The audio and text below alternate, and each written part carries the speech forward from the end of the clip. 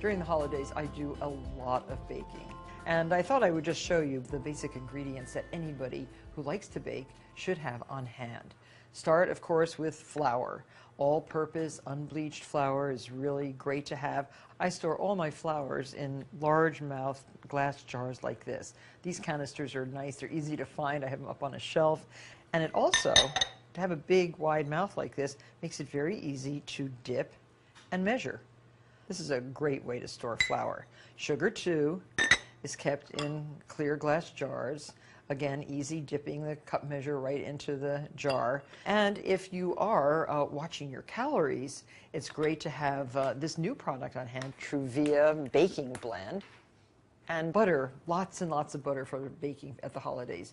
I just buy a lot of unsalted butter and I put it in the freezer and I use it as needed. But having it in the freezer is a great way to keep unsalted butter. And why unsalted? Because I can add salt to taste.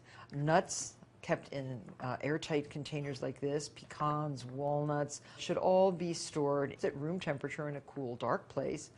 Good chocolates, white chocolate, milk chocolate, semi-sweet chocolate. You should have all those different chocolates on hand. I have a drawer in my kitchen that's marked chocolate. And we keep all the chocolate right there at room temperature where it stays well wrapped and ready to use.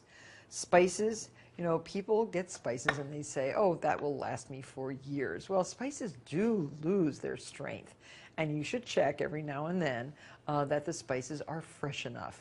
Nutmegs can be kept in a little tin like this with a tight-fitting cover. And all kinds of spices. You need ground cinnamon, ground ginger. This is cinnamon sticks, ground cloves, very pungent and powerful, and cream of tartar for baking projects. These are all the kind of Christmassy spices, I call them, that you should have fresh and plentiful in your pantry. Of course, fresh baking powders. Baking powder, too, has an expiration date. Don't think that you can just keep the same old baking powder year after year. You cannot. In fact, whenever I start a big baking project that calls for a lot of baking powder, I open a fresh can. And so once you're stocked up, you can then enjoy the baking process. And you can make gorgeous coffee cakes like this cake, or cranberry tarts, or gingerbread men. The list goes on. And this holiday season is the time for plentiful baking. Enjoy.